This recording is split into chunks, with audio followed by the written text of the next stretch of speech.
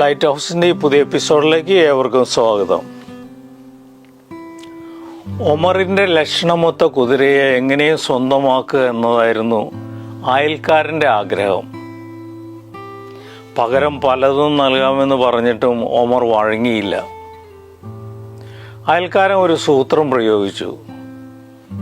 ഒമർ വരുന്ന വഴിയിൽ അപകടത്തിൽപ്പെട്ടതുപോലെ കിടന്നു. ഒമർ താഴെ ഇറങ്ങി അയാളെ എടുത്ത് കുതിരപ്പുറത്തിരുത്തി. പെട്ടെന്ന് അയാൾ കടിഞ്ഞാൻ കയ്യിലെടുത്ത് കുതിരയെ ഓടിച്ചു പോയി. ഒമറിന് പിന്തുടരാൻ പറ്റാത്ത അകലത്ത് എത്തിയപ്പോൾ അയാൾ കുതിരയെ നിർത്തി അഹങ്കാരത്തോടെ ഒമറിനെ തിരിച്ചു നോക്കി. ഒമർ വിളിച്ചു പറഞ്ഞു, താങ്കൾക്ക് എങ്ങനെയാണ് കുതിരയെ കിട്ടിയതെന്ന് ആരോടും പറയരുത്. അതറിഞ്ഞാൽ യഥാർത്ഥത്തിൽ അപകടത്തിൽപ്പെടുന്നവരെ പോലും ആരും രക്ഷിക്കില്ല. സ്വന്തമാക്കുന്നതൊന്നും ആർക്കും സംതൃപ്തി നൽകാറില്ല.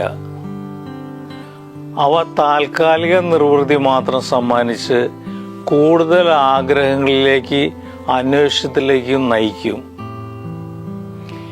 എന്തൊക്കെ കൈവശമുണ്ടെങ്കിലും അയൽക്കാരനുള്ളതുകൂടി സ്വന്തമാക്കണമെന്ന അഭിലാഷത്തിൽ നിന്നാണ് അപായ വഴികളും മ്ലേച്ഛ മാർഗങ്ങളും ഉടലെടുക്കുന്നത്.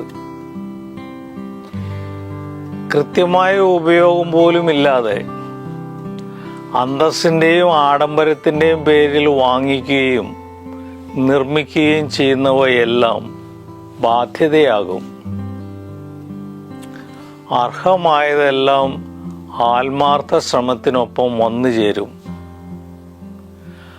ആഗ്രഹിച്ചതെല്ലാം നേടാൻ വേണ്ടി എന്തൊക്കെ നഷ്ടപ്പെടുത്തി എന്നതും പലതും നഷ്ടപ്പെടുത്തിയതിലൂടെ എന്തൊക്കെ നേടാൻ കഴിഞ്ഞു എന്നതും ജീവിത നിലവാരത്തിൻ്റെ മാറ്റുരയ്ക്കും.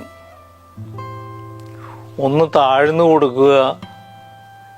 കീഴടക്കിയവരെല്ലാം കുറച്ചു കഴിയുമ്പോൾ തനിച്ചിരുന്ന് ആലോചിക്കും. തങ്ങളാണ് തോറ്റതെന്ന് തിരിച്ചറിഞ്ഞ് അവർ തിരിച്ചു വരും.